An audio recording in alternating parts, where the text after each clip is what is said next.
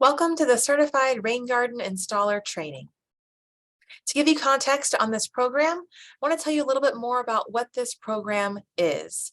It is expanding rain garden installation across Front Range communities by creating resources, trainings like this one, and installing rain garden demonstration sites up and down the Front Range.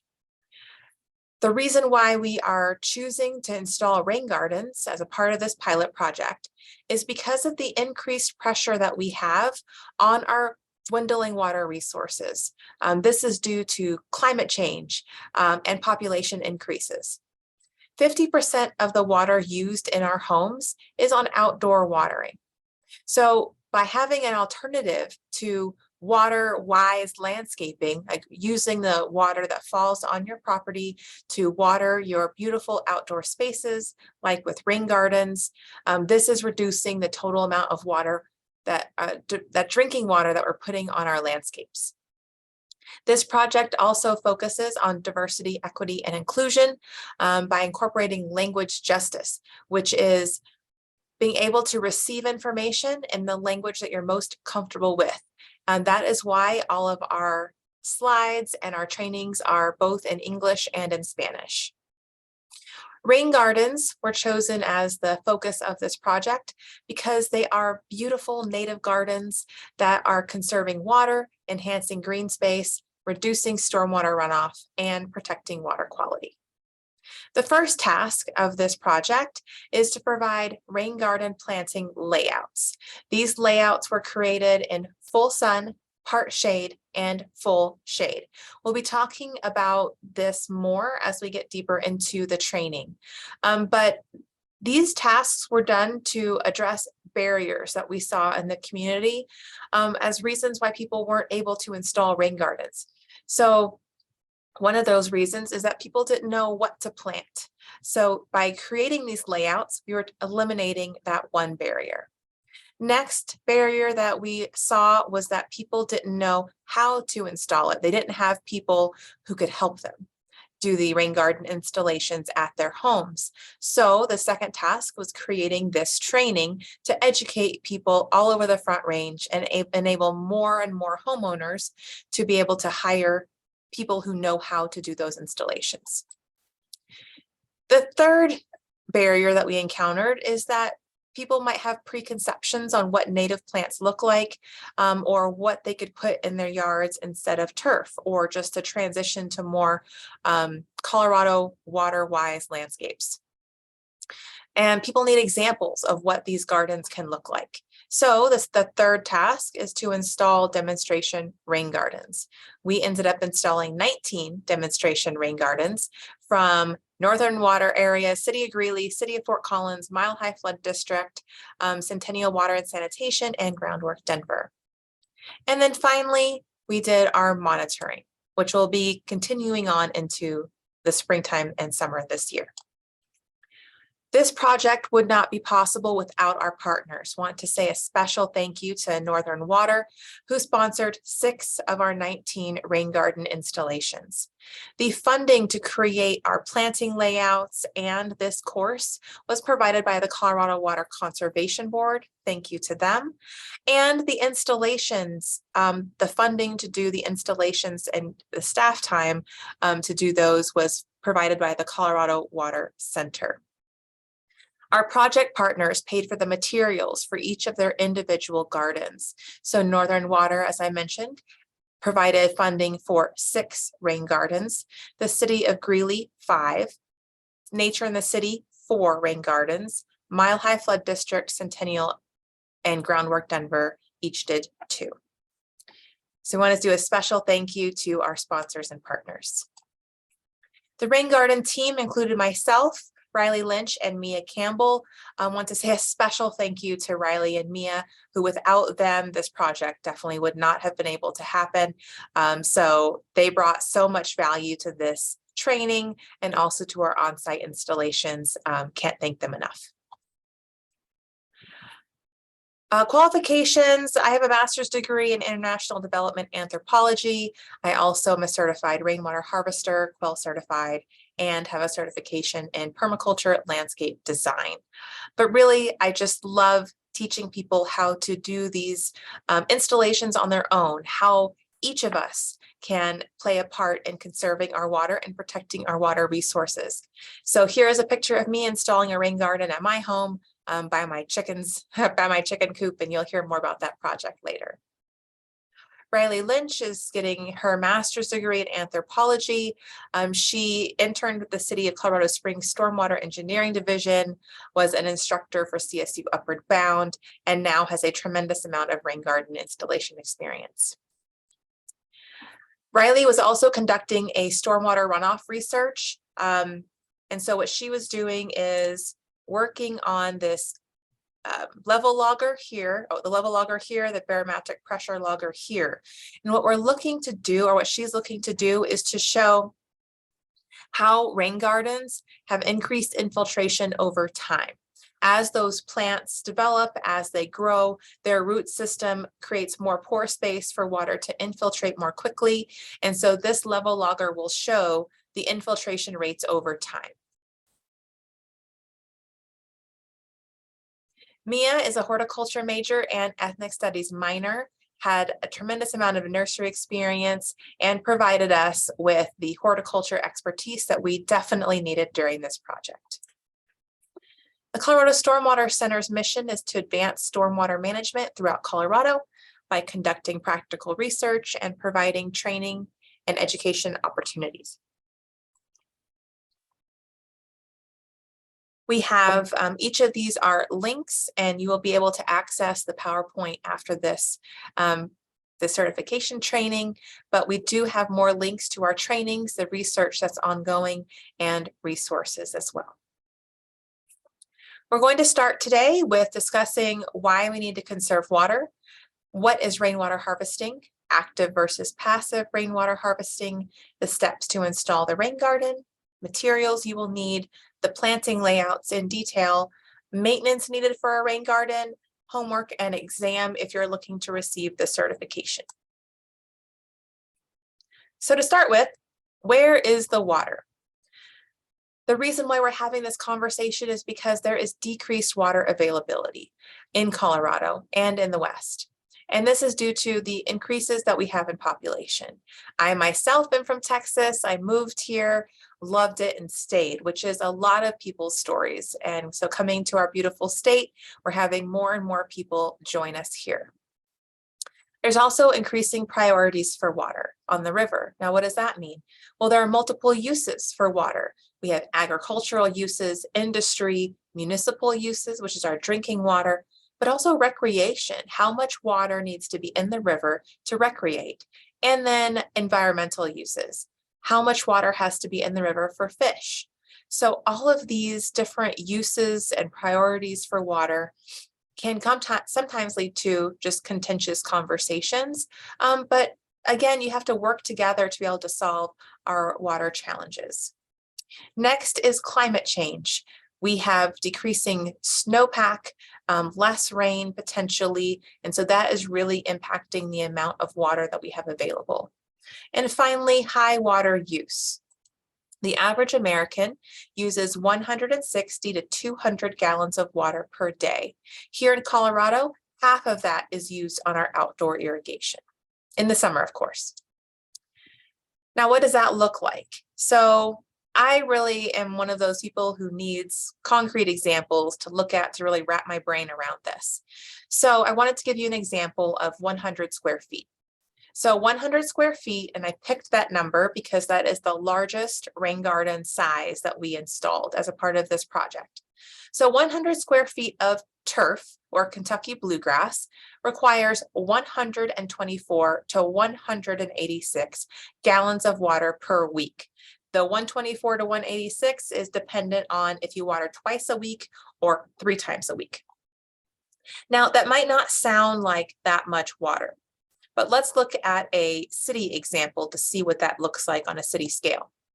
The city of Greeley has approximately 38,000 homes. If we assume that each of these homes has at least 100 square feet of turf, which is roughly the size of an SUV, which we know that most places have larger than an SUV size lawn. That means that over 7 million gallons are being used on turf per week. So that is a substantial amount of water. In addition to our 50% outdoor use, our indoor use is also high. 12% of water is used for the toilet, 11% on shower. And then one I always like to point out here is leaks. So 5% for leaks. It's a big number. It's a lot of water being lost through leaks. So I had an incident at a property that I had. We had goats, got talked into it. I had 19 goats. I'm not getting talked into that ever again, but one of these goats had a horn that was rubbing against our outdoor spigot in the field.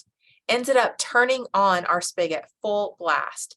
And that was first thing in the morning, did not discover it until that evening. So much water was lost through that leak.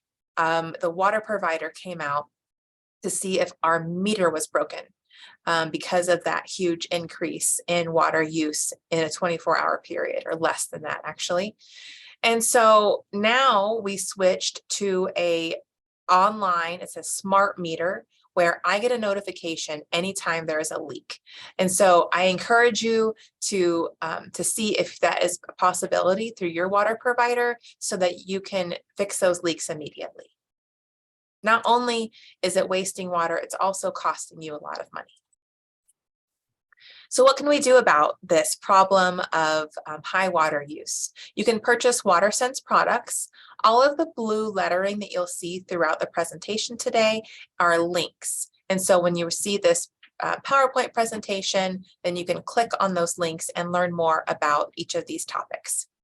WaterSense products are certified through a third party to ensure water efficiency standards. So this can be anything from toilets to shower heads to faucets to irrigation controllers. There's also many municipalities who offer water conservation resources and incentives, including free outdoor irrigation audits, which will let you know if your sprinkler systems are leaking, if they could be made more efficient. You can get irrigation equipment rebates. So if you need to change out any sprinkler heads or purchase a new controller for your sprinklers, you can get equipment rebates. You can get discounts to transition some of your turf to low water plants through Resource Central's Garden in a Box program. You can get paid to do lawn removal. There's grants for removing turf and installing xeric or low water landscaping. And then there's also indoor water conservation resources like toilet rebates or clothes washer rebates, shower head. So be sure to check with your water provider to see what you qualify for. Now we're going to talk about how we can redefine the rain. What does this look like? So in a traditional system, let me get my pointer. Traditional system, we have water moving around the home and off of the property as quickly as possible. Homes are still designed this way. You can see them in your neighborhood. If you drive by, here's the street. The house is always higher than the street, and water then runs onto the street from kind of this sloped surface. In Colorado, we have very intense rains, quick, intense bursts most frequently. In contrast to what you see in like a Seattle area where it's just drizzly kind of all day long. That isn't what we typically see here in Colorado. So because of our clay soils, that means that that water isn't able to soak through the soil that quickly. So what happens is it just runs off. And when water moves quickly over a sloped surface, you'll see dirt, you'll see or soil, you'll see trash, you'll see leaves, maybe grass clippings, any number of things get washed onto your sidewalk and into the street after every hard rainstorm. This also includes pollutants like pet waste. So in this sort of mentality, it's this rain is seen as a waste product because we want to get it away as quickly as possible.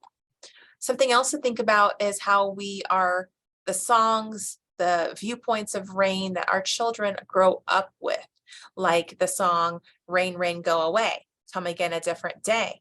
or another day. Same. So rain is really a nuisance. You have to stay inside. You can't go play outside. And so we grow up with this viewpoint that rain is something that we don't want to have. It ruins plans.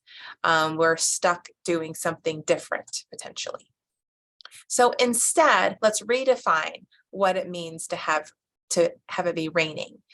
I was at a conference back late last year, and from Israel, there was a speaker from Israel who was saying that the nursery rhyme that they have there for their children is rain, rain, clap your hands. So I think this is just really showing how different cultures kind of view the rain and the opportunity that we have to transform our own thinking and redefine how we view the rain. So here we have rain as an abundance, utilizing the rainwater harvesting principles that we'll be talking about here in a few minutes. We are keeping the water on the property, soaking it into the landscape, creating opportunities for the rain to infiltrate and then water our plants. So I hope that we could all be like this happy corgi. Rainwater harvesting. The rainwater harvesting is the collecting, storing, and putting rainwater runoff to use at your house. It is easy to use, it's easy to collect rather using your existing gutter system. So I like this example here of this house because you can see this is a gutter, downspout, gutter, downspout. And all of this water from all of the front of the house is being directed right here to this one spot. Now, what you'll see typically from this one area is that you'll see pooling. You'll see because there isn't anything stopping the erosion happening. So what's happening is the water is digging a hole right there. And so you'll probably have issues with mosquitoes. All of that water is pouring right next to the foundation. So you'll be having sinking foundation issues. Could be water going into a basement if there is one right here. So these are all problems with having the water being put right next to the house. Instead, rainwater harvesting principles are looking to take a problem and turn it into a resource. So this would be a perfect spot for a rain garden. If you would direct the water a little farther out, 10 feet from the house, you could put a rain garden right here and use all of that water beneficially. The principles of rainwater harvesting are to start at the top of your watershed. The top of your watershed is most likely your roof line. Unless you live by the side of a cliff, then that highest point would be top of your watershed. A watershed includes an area where all of the water drains down to one spot. And so, or one area. So that's why kind of your own home is your own mini watershed. So at the top of your watershed, you want to start there because you want to use gravity. Gravity is your friend. And it's much easier to move or redirect water starting at the top rather than trying to move water once it reaches the bottom of the watershed. So if you're at the bottom of a hill and you want to get it to the top of the hill, you have to use a pump or some sort of machinery, to move it up that way to go against gravity. So much easier, much more cost efficient if you use gravity to redirect how water flows. Next thing you want to do is slow water down. So like I was mentioning, water runs very quickly off of our clay soils. So you want to create opportunities for infiltration by slowing down water, spreading it out across a surface and sinking it into the ground. Now, I was talking about how the water from your roof line can be redirected and used in your landscape, but it's not just your roof line, it's also any paved surface, any hard surface. So your sidewalks, your walkways, your driveways. As we infiltrate more and more water, we're protecting water quality because rain starts off clean, but as soon as it hits any sort of surface, our roof, our sidewalk, our driveway, it is getting more and more polluted as it encounters more and more hard surfaces. And it picks up trash, debris, yard waste, pet debris or pet waste, fertilizers, oils. So by infiltrating as much rain as possible into our landscape, or as much water, we're also protecting our rivers and streams by increasing water quality. There are two main types of rainwater harvesting systems. One is an active system and one is a passive system. An active system is when you collect and store water for future use. And passive systems are like a rain barrel, and passive systems are using gravity to direct and slow the flow of water. This allows for greater infiltration. Passive systems can collect way more water than active systems. We are not going to have time to discuss the rain barrels today, but if you are interested in learning more, there are a number of resources that we have available for you in English and Spanish. Conserving water in the garden with rain barrels, it takes you through a step-by-step on how to install rain barrels in your homes. We also have a rain barrel installation guide in English and in Spanish. All of those blue links will take you to those resources.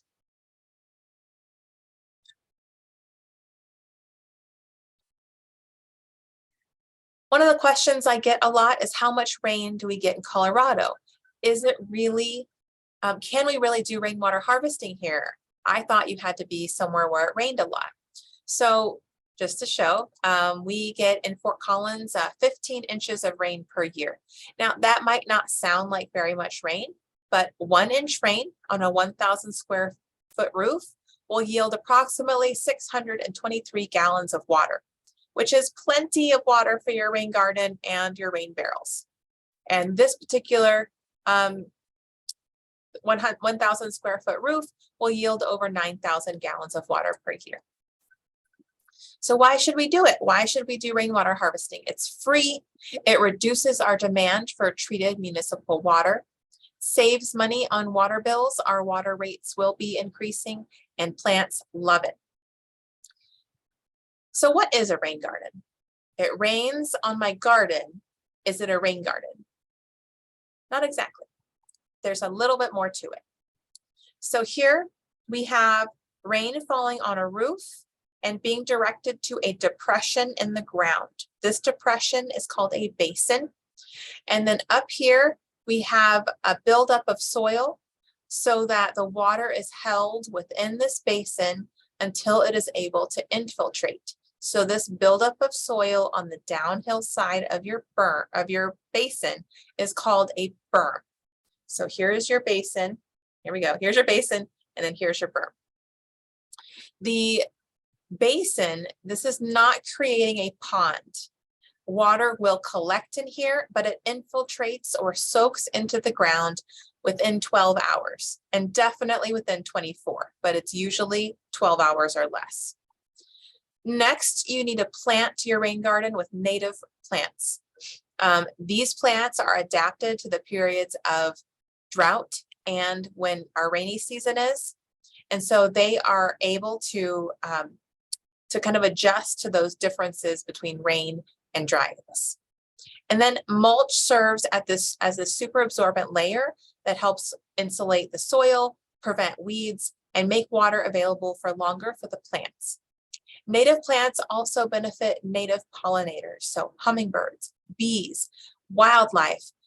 These incorporating native plants is just helping out so many different aspects, in addition to all of the other benefits that rain gardens provide. You're able to collect a substantial amount more of water when you do rain gardens than rain barrels. In Colorado, we're restricted to having a maximum of 110 gallons stored on our properties at a time. Pictured on the left is 55-gallon barrels. You can have 2 of those. The picture on the right is showing what 71.25 gallons looks like in a rain garden. You're also seeing right here, this is irrigation. This was from my rain garden installation at my house, where the irrigation was already set up.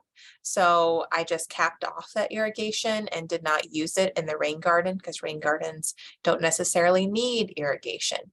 But you can see how much more water could be stored in this rain garden than a rain barrel.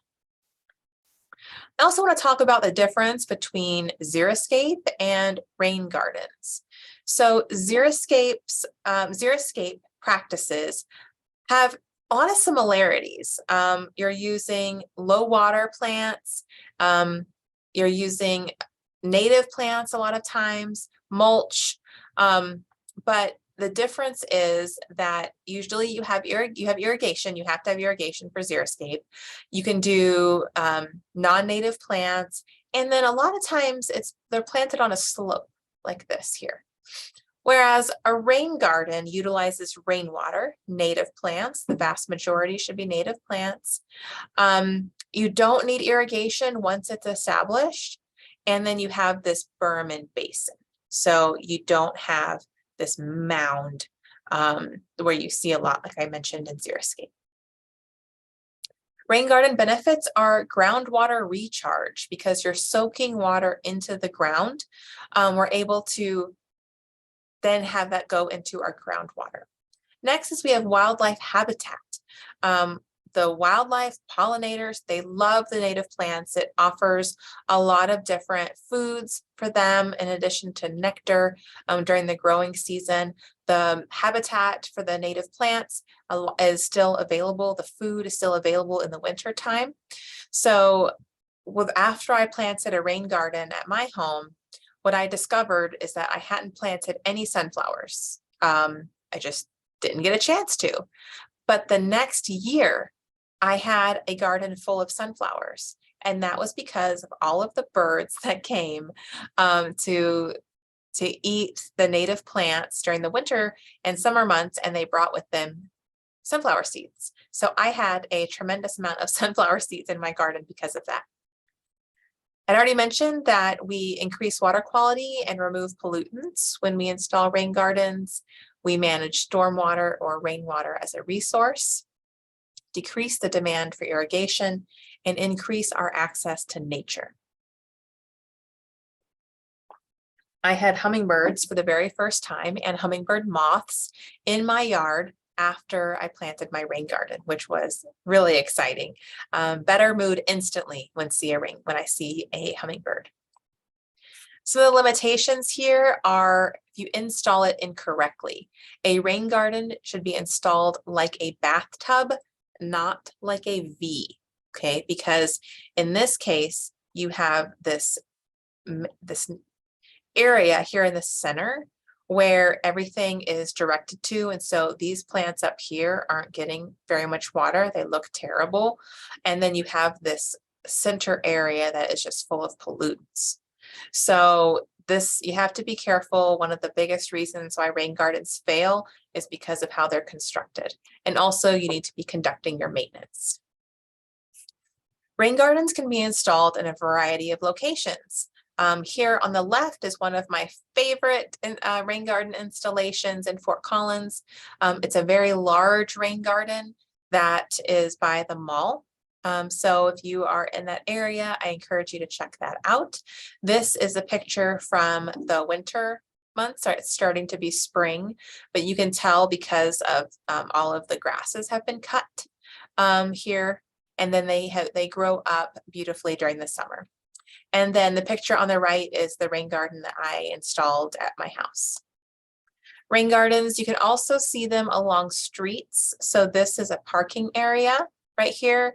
And so rain gardens can be installed in small spaces, or this one is a road. So off of a road, and this one finally is off of a building. So there's lots of opportunities. But rain gardens cannot be installed everywhere. You can't put them in concrete. You'd have to break out the concrete to then install a rain garden. And that does increase the cost substantially. So while it can be done, it is more cost effective to install it in areas that don't have concrete.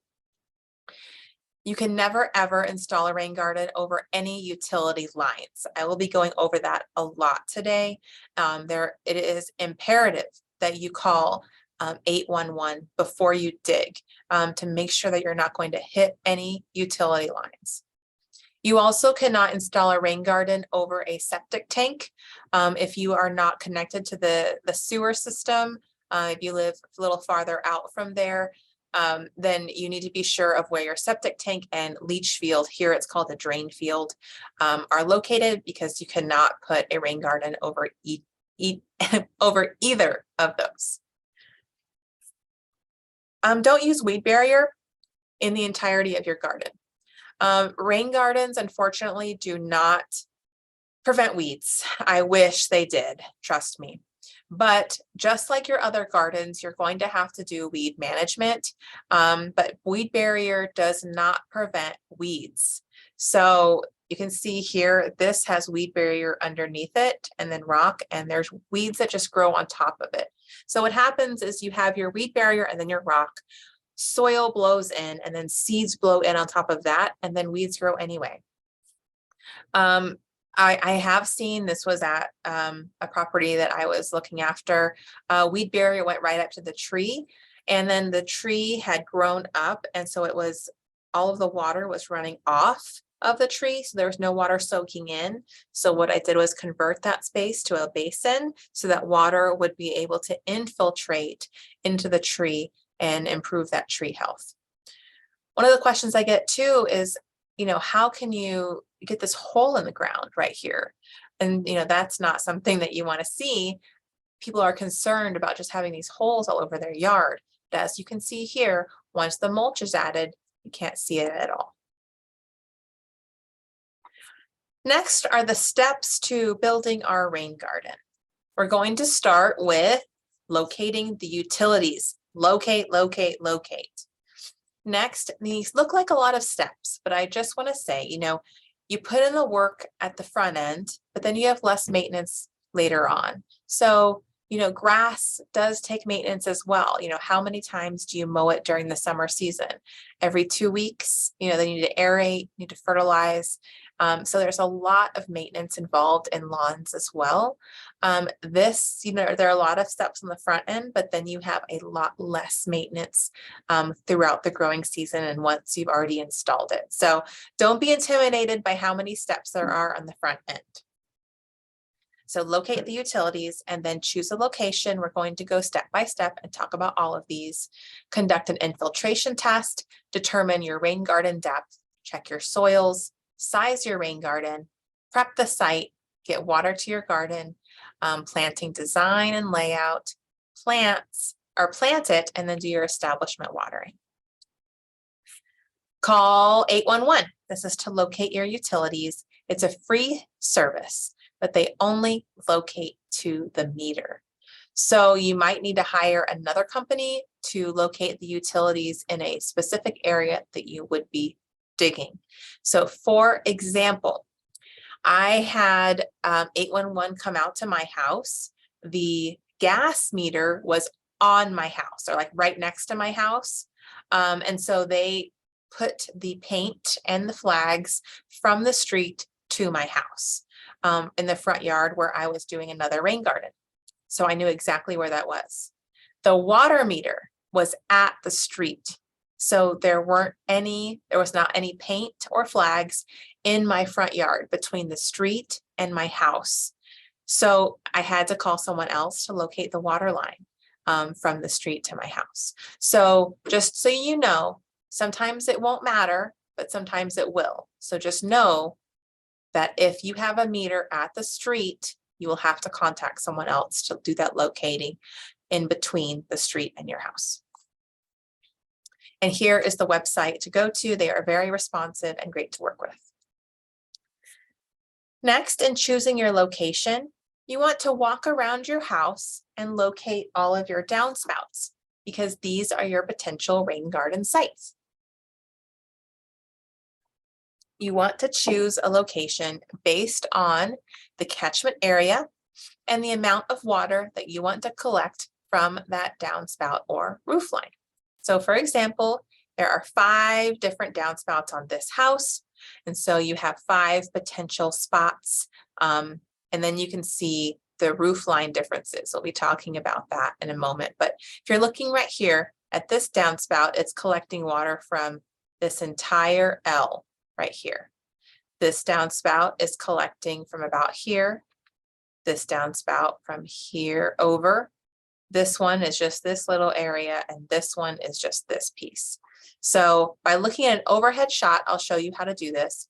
You can look at your own house and see where the best spot to put it might be. When you're choosing a location, think about if you have any drainage issues. Is there anywhere that you would like water to not be? And then how can you use this water as a resource instead? So this was at the bottom of a driveway. At the bottom, everything is sloped this way. And so what we did is we installed a series of rain gardens uphill of the driveway to collect that water so that it would no longer be here at the bottom. You need to note that you need to have rain gardens 10 feet away from your building, because otherwise you could have foundation issues, or so you just don't want to have that happen. So any rain garden needs to be 10 feet away from your building. When you are determining your site, you want to ask yourself a series of questions. Will the water drain away from my house? So if you think about, you're creating this bowl, bathtub, you know, flat bottom, but still you have this bathtub-like depression in your yard, and then it rains and it fills it up, and then it rains again, and so it overflows. Just picture your bathtub overflowing. So you want to be sure that the water will drain away from your house and not towards your house in that situation. Same reasoning, you don't want water sitting against your foundation. Next is, can I dig here? Where are the utilities, irrigation systems, septic systems, or leach field? Your irrigation systems, a lot of times you won't necessarily know where those are. I would just say dig with care. I have cut through several irrigation lines during my own installations, and it's easy to, I mean, it can be fixed. It's just a hassle. So dig with care when you're trying to install your rain garden. 10 feet away from buildings, you need to determine how much rain will drain to that area, and then also how could you reduce the irrigation that you're using. You can also use other roofs. So I did this project next to my my chicken coop.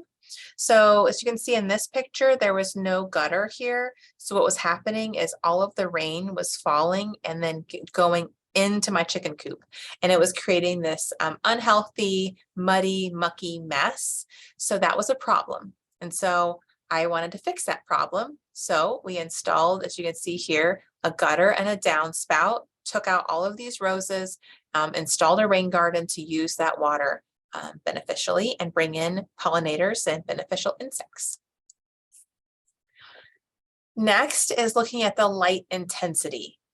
Is the area where you want to put your rain garden in full sun, part shade, or full shade? Full sun is a high light intensity, 6 or more hours of direct sunlight per day. Part shade is covered partially by shade throughout the day, but we still get 3 to 6 hours of direct sunlight per day.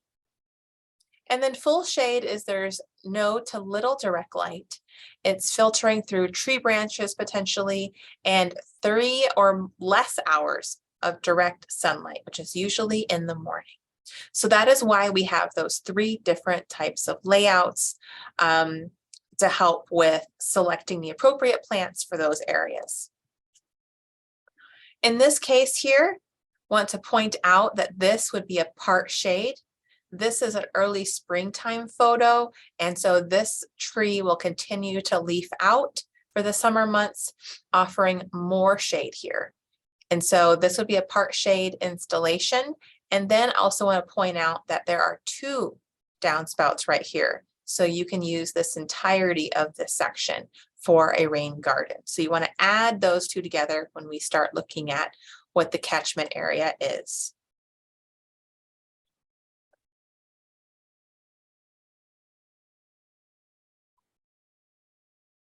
We're going to take a short break, and then we will come back to the class in about 10 minutes.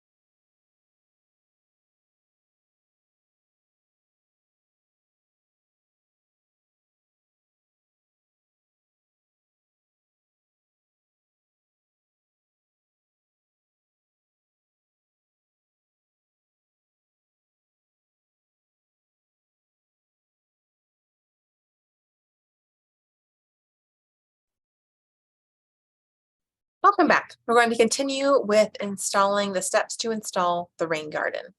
So next we need to determine the square feet of the catchment area. So to do this, you can do a roof line calculation by Googling your address, clicking satellite view, and then the measure distance. I'm going to take you through what that actually will look like as you do it. So first, Google your address, and it'll look like this. Next, select the layers button, and then you'll get this. You need to zoom into your house. Once you do that, you need to right click, select measure distance. And then what will happen is it will come up with these little circles, and then you click all of the corners of where your catchment area will be. So what water is going to that one downspout?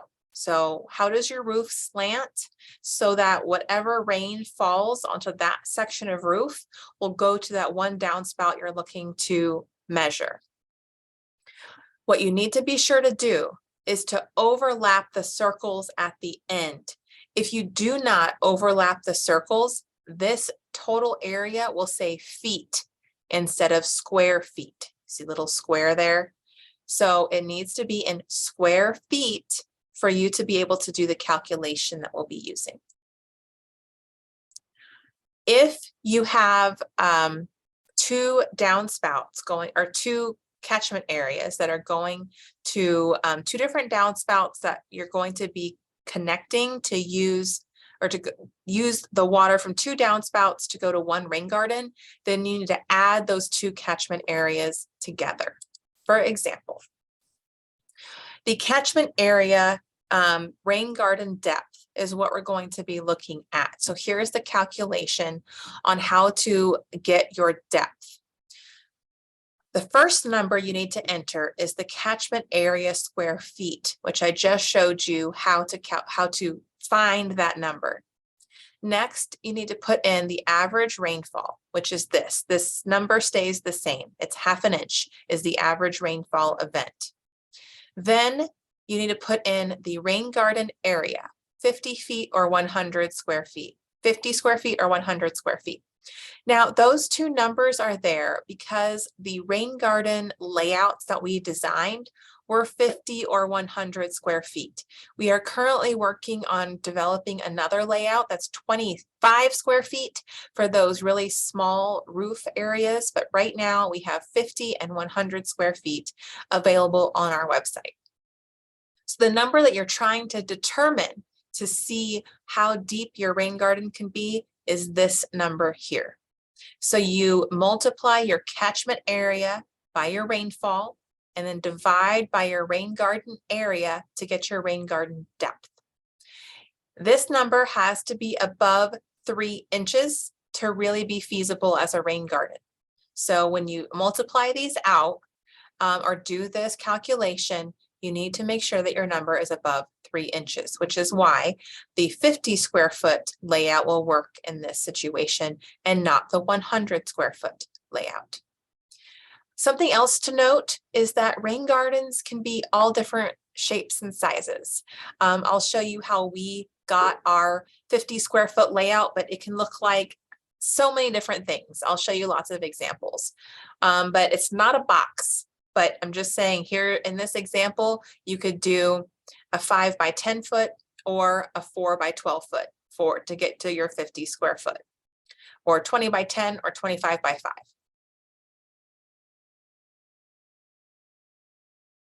Next, in order to, so now from this calculation here, you have the depth that you need for this catchment area. The next thing you need to do is to do an infiltration test to see if you can dig that deep for that particular spot. So this is seeing how water will soak in or infiltrate into the into that space. If you have, and this over here is your rain garden depth, and this is the change in water level that you're looking for. So here's what you do. You dig a hole the size and shape of a coffee can, at least 10 inches deep. Fill it up one time and let it drain. That's called a pre-wet. And then measure, fill it up the second time, measure your initial water level, at least 8 inches of water, and after 4 hours, measure the change in level. So for example, here, using a metal ruler works really, really well because then it won't rot. So at this, on the left image, you have 11 inches, and then the water infiltrated all the way down to a little over 8 inches. So then go on to the next slide to use this same chart and see, did it infiltrate enough that you can go back to your initial calculation to see if that spot will be able to infiltrate the depth that you need. If the change in water level is less than ½ an inch, it's not suitable for a rain garden at all. Here's what I was talking about determining that rain garden size. What we determined from our project this summer, installing our 19 rain gardens, is that you really need a ribbon.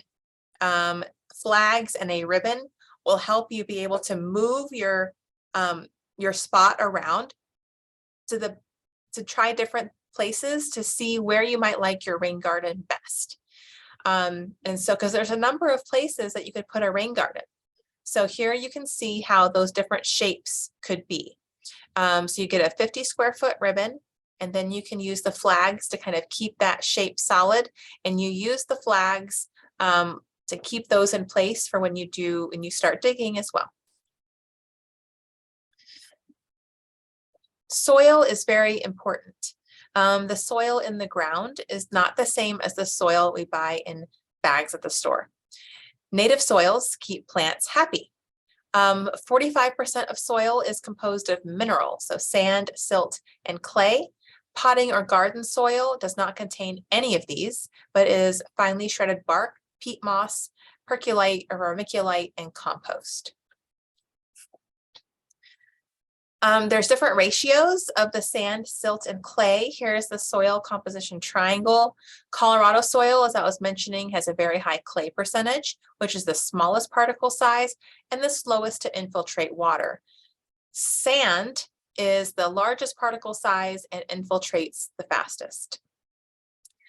With clay-rich soil, it's important to consider the difficulty of digging or leveling the garden, and to make sure to deeply water the area the night before you're doing your installation. Here's a couple of other ways to check your soils.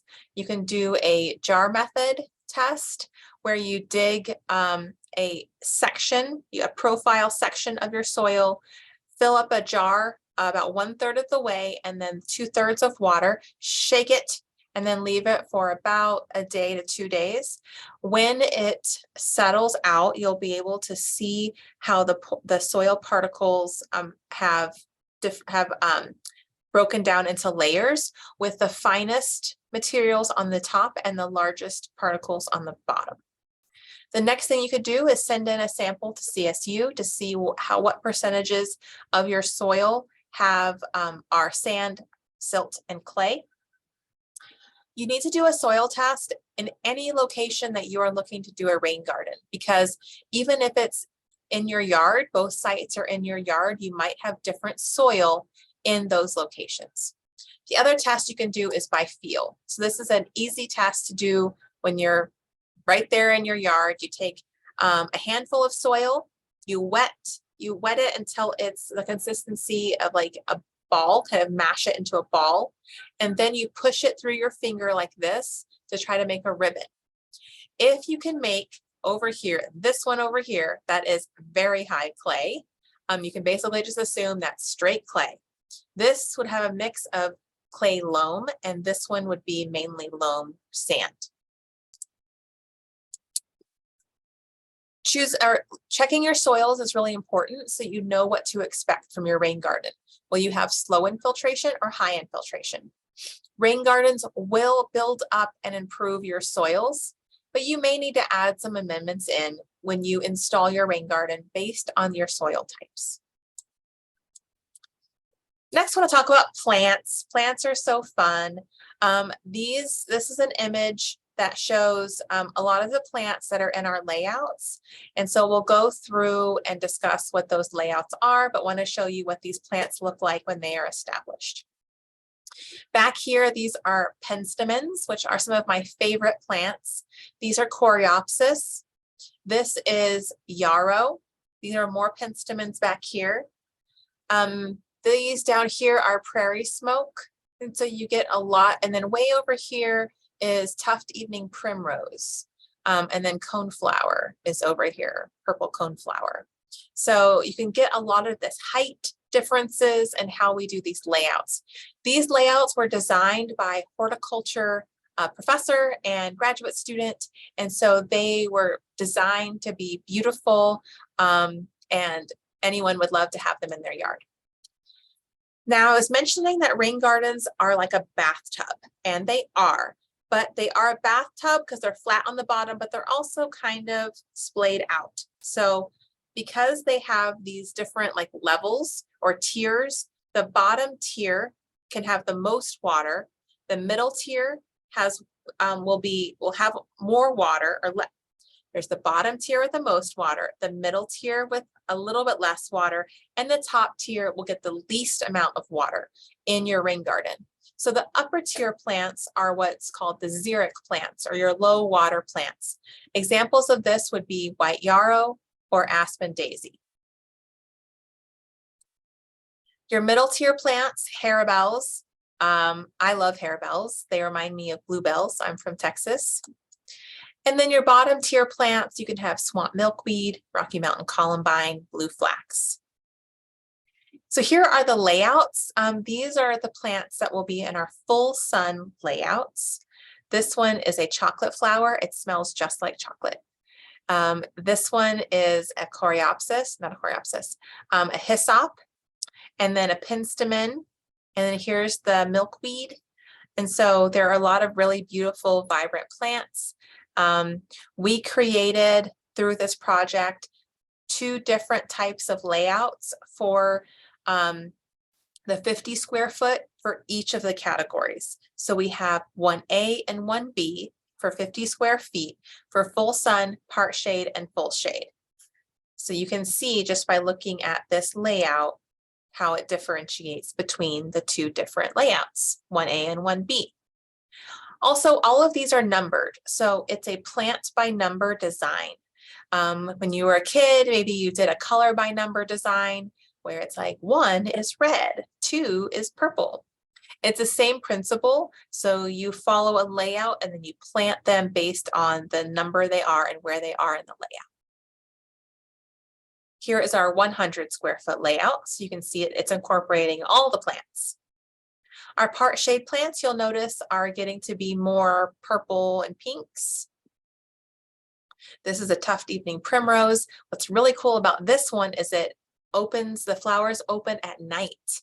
So these are for moths to pollinate, and they have flowers that are about the size of my palm. And this is prairie smoke. I love these plants. They remind me of Dr. Seuss plants because they're fluffy they're like a fluff tuft. And then when they dry, they like spiral kind of crazy. And so they're very visually interesting. Here is our 1A and 1B. And then our 100 square foot. And finally, we have our full shade layout. These are wine cups. And the wine cups I really enjoy because they are a ground cover and they just take over and they really fill in. And I think the little flowers are about that big and they're just beautiful. So here's our 1A, 1B, and 100 square foot. So as you're starting, all of those planting layouts are available on our website. You can download them right now. Materials that you'll need, string. So it says string, you can do yard spray paint or chalk, but I would highly recommend here that ribbon and flag combination to mark off your rain garden when you're deciding where to put it. Gloves, of course, a shovel, definitely need a wheelbarrow. Depending on what are you going to do with the turf that you're removing or the soil that you're removing in order to plant your rain garden. You'll need compost, a level, mulch, your native plants, cobble or rock, a hose to test your system, an irrigation automatic timer. For this project, we had 19 demonstration sites. We did install irrigation at each of our sites because rain gardens have to be irrigated to be established, which takes about 2 to 3 years. So this irrigation can be temporary, but we wanted it to be easier on our homeowners and have the water automatically run. We had irrigation supplies and then weed barrier. So I know I said no weed barrier, but this particular project, as we go forward, I will explain to you why we had to use weed barrier. And then the next thing would be to get water to your garden, and there's any number of ways to do that. This slide is slightly out of order. Okay, so before your installation, water the area that you're going to be installing your rain garden the night before. If it's in May, then you won't have an issue usually with your soil being really, really hard. As you get later and later into the summer, July, August, the soil gets very, very dry and extremely hard. So by watering the night before, it's going to make it easier to do your installation the next day. Turf removal. You're still prepping your site. If it's less than 250 square feet, you can use a shovel to remove it.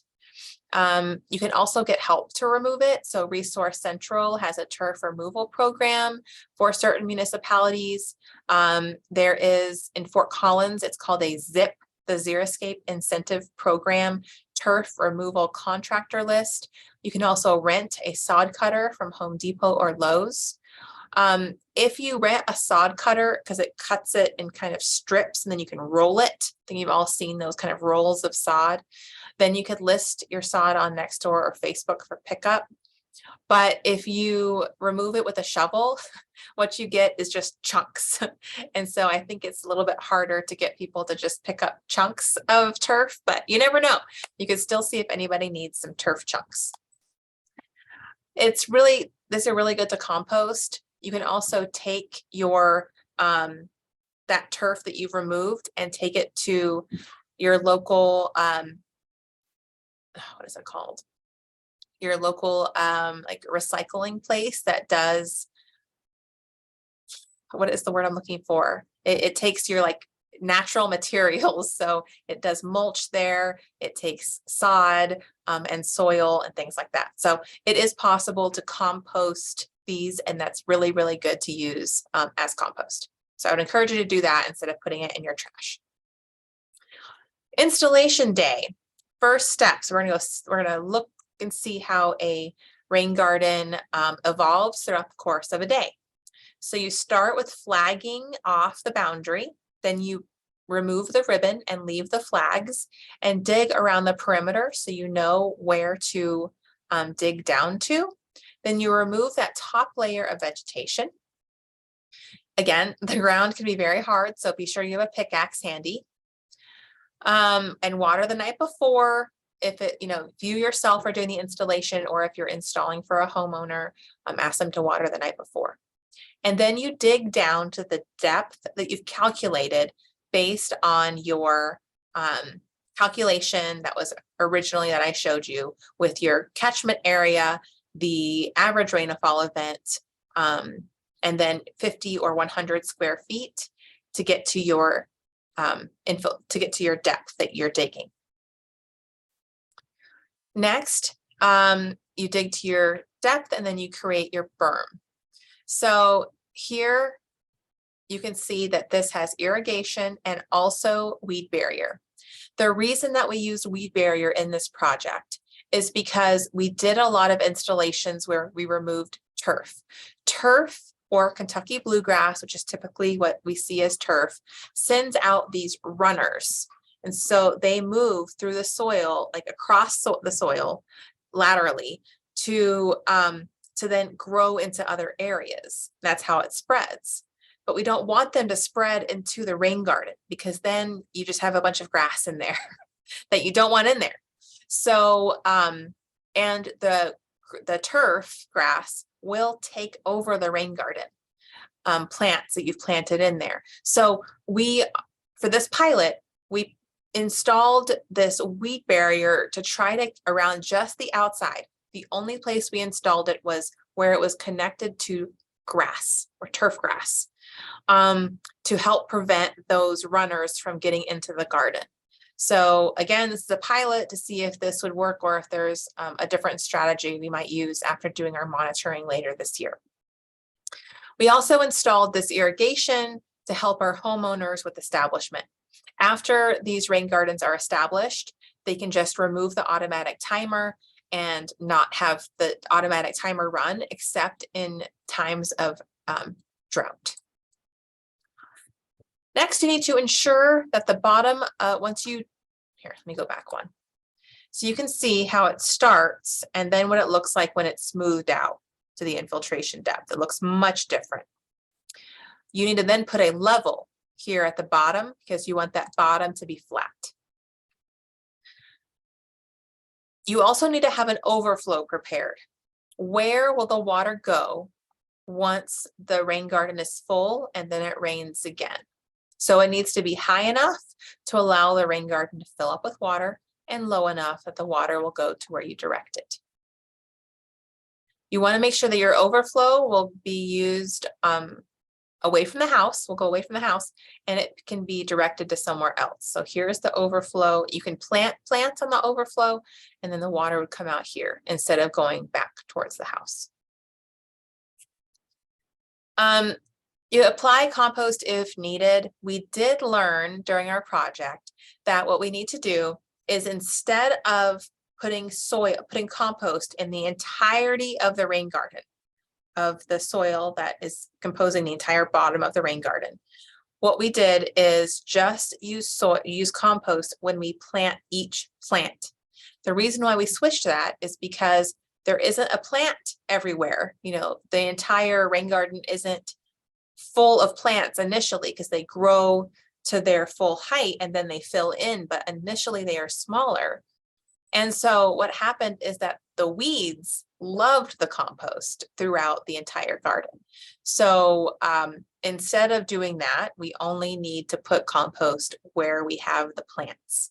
So when you mix in your compost, you mix in 1 handful of compost to 3 handfuls of native soil. So the same soil that you removed from your garden. You don't want to remove all the native soil and then put in like potting soil because that's not really soil, as we talked about earlier. Native plants need native soils. Then next you plant your plants according to your layout, your plant by number. Wherever the downspout is coming into the garden, you need to put rocks. This is preventing erosion. As water is entering it, it enters quickly and it can create a channel and erode your design. So stabilizing with rock will help the water slow down and spread out over a larger area. Next is to test the flow of water. So what you do is you take let me go back over here. You take a hose and you put it into the top of your downspout where the water will be coming in to your rain garden. And then as the water is coming in, you spread it out. What you show is even though you are working to make this as level as possible, water will tell you where you have high spots. So what this process is working to make sure that the entire bottom is level and that you will be able to have water spread out and distribute evenly through your rain garden. And then you add your mulch in after you do your test, your rain garden painting and your test, this one, because you can't see water move through the rain garden if there's mulch on it. So do that first and then add your mulch and then be sure to water in all of your plants. Oh, you also want to have at least 3 inches of mulch, at least.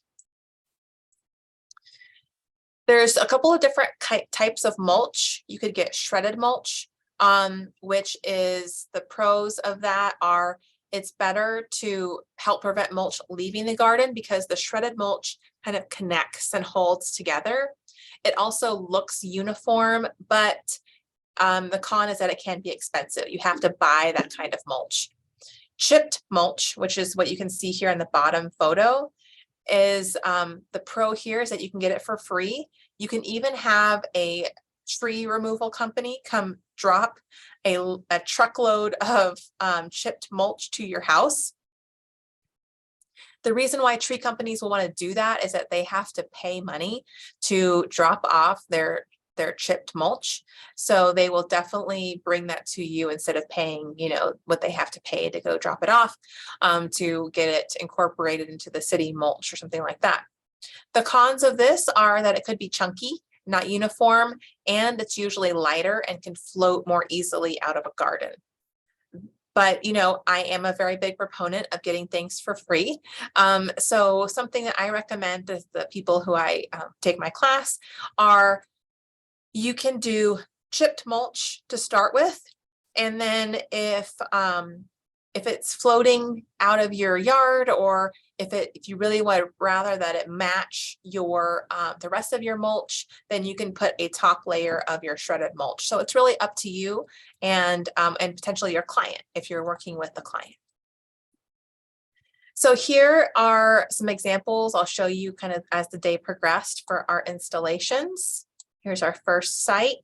So we started off the day with flagging, and then you have our initial removal of the top layer of soil. As you can see here, we also dug here to the correct depth based off of our calculations. And here is where the water will be entering into the rain garden. Next, you can see a big difference between this slide and how it's just kind of roughly out there, and then what it looks like after it has been smoothed and leveled. We also installed the weed barrier and the irrigation. And then we added in the plants. Then you install all of the spaghetti, which is this here. It's called spaghetti. This is the main water line here. And then you need to put in emitters, which are it puts a hole into the irrigation line and then takes water through that spaghetti directly to the plant. And then we did our test. This is our test that's happening right here to see how water flows. And then finally add in your mulch.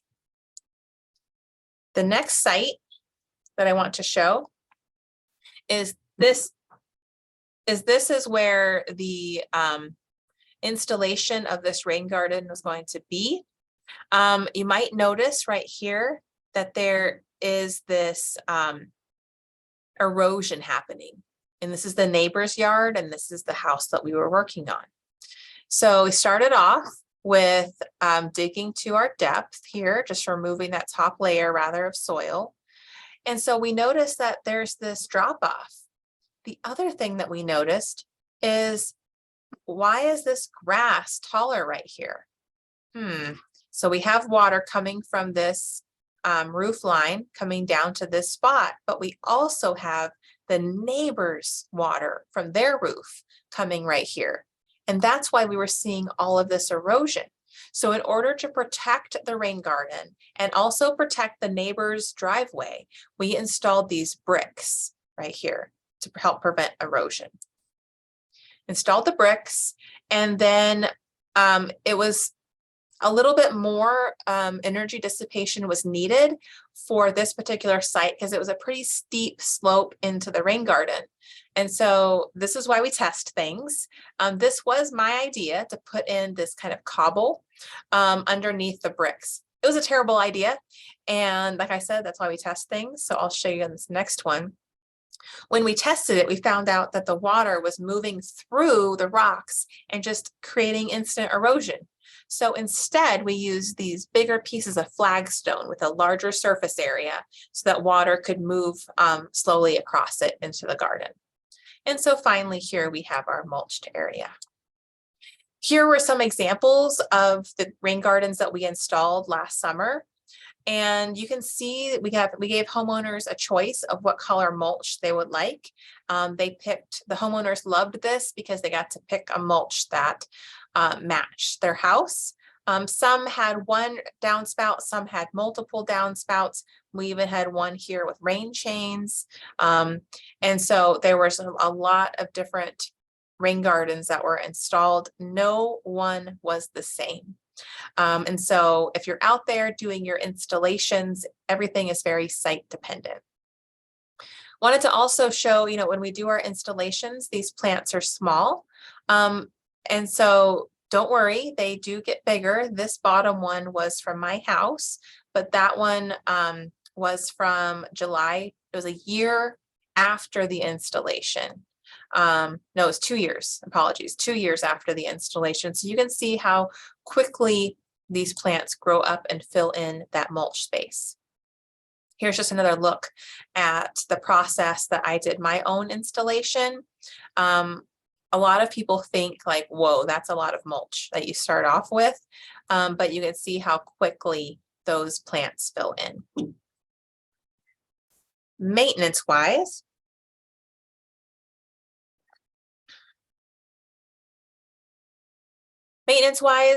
you need to do a watering schedule. So water daily for the first 2 weeks. And then the next 2 weeks, water every other day. And then the next 2 weeks, move to once per week. And the once per week will stay throughout the growing season after you follow that schedule. After they are established, you will only need supplemental water during very dry spells because water is coming from your house, from your downspout. So they're getting water already. If you have a rain barrel, you can use a rain barrel to do establishment watering. You will need to weed, like I mentioned, especially as your plants are small. They'll need a lot more weeding. And then as they get bigger and bigger, you'll need to do less and less weeding because they will be shading the soil from the sun. And so that is what's called like a living mulch, where you're not allowing weeds the opportunity to grow in there. The mulch helps keep the weeds down, but it does not eliminate the weeds. Here's an example of a watering schedule that we gave out to our homeowner participants. We also gave them an automatic timer with temporary irrigation. We also did a hose connector so that they could still have use of their spigot. So this goes onto a spigot. One side is onto the spigot, one side, this goes onto the spigot, apologies. And then the automatic timer goes here, and then it leaves one open for the homeowner to still use. Some challenges that we had were hard ground, also tree roots. We did have some homeowners, we back up to the hard ground, that either forgot to do the watering the night before, or the watering the night before was insufficient to just how hard the ground originally was. So it was pretty difficult. Pickaxes took a lot of time to kind of work into that hard ground.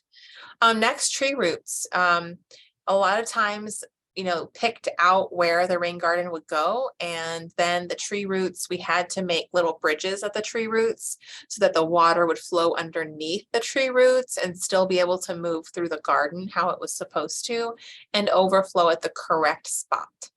So it wasn't impossible, it just takes longer, and you want to be sure to protect those tree roots. So we put them back under the mulch afterwards. And then another challenge is just weeding in the initial phases. Don't chemical spray your rain garden. You need to remove those weeds by hand. These rain gardens are protecting water quality. They're removing pollutants from the water, getting it clean into the groundwater. So we don't want to put chemicals inside of our rain garden. And we don't need to fertilize these at all.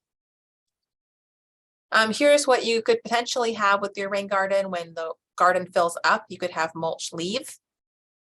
And that's why I was mentioning the differences in mulch, the shredded versus chipped mulch. On the bottom here, we see that if we see like this river-like pattern here, we know that the bottom is not flat, and that this is needs to be redone so that the bottom is flat and it can move and fill up like a bathtub. So snow storage, as you are, so you salt your sidewalk so nobody slips, you remove snow from right around your house, maybe your driveway, maybe your sidewalks and porch. You don't want to put that snow on your rain garden because it's heavy. If it has salt in it, then it could kill your vegetation. And also, since it's heavy, it could squish. all of your vegetation as well.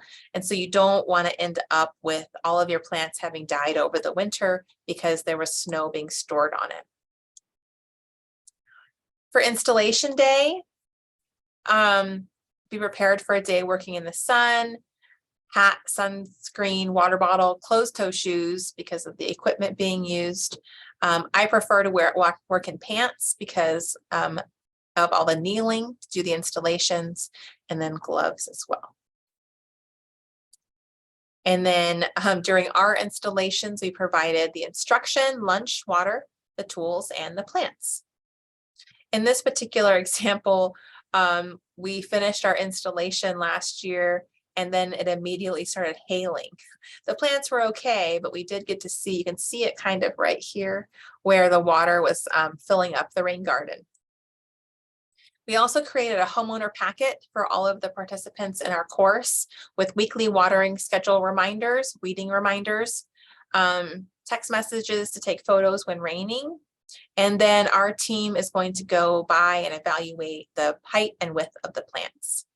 Also a watering schedule and information on the rain garden pilot project, selecting the layout, their plant establishment guide, what their garden looks like in winter, and then also a rain barrel installation guide because each of our homes also received a rain barrel. Want to show you one other project here. So just one second.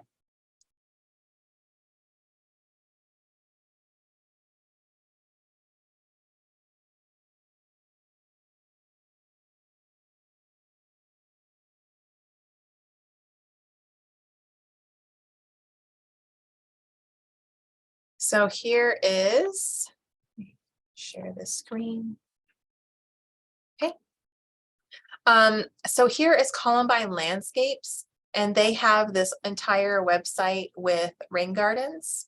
And apologies for the scrolling, but I wanted to show you a couple of their photos. So they have these beautiful before, during, and after photos, as you can see here.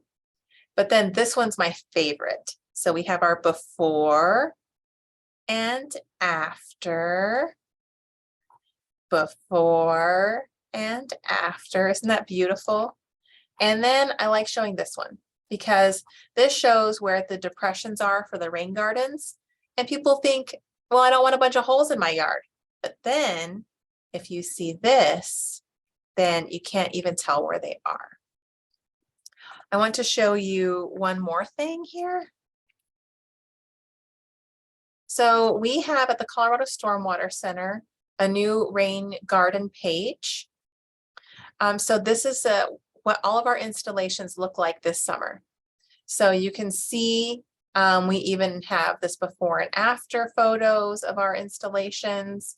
You can see our residential rain garden project at a glance, where we installed 1,200 square feet of rain gardens and just under 600 native plants.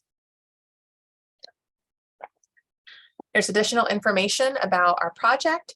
I do want to show you this rain garden and rain chains in action.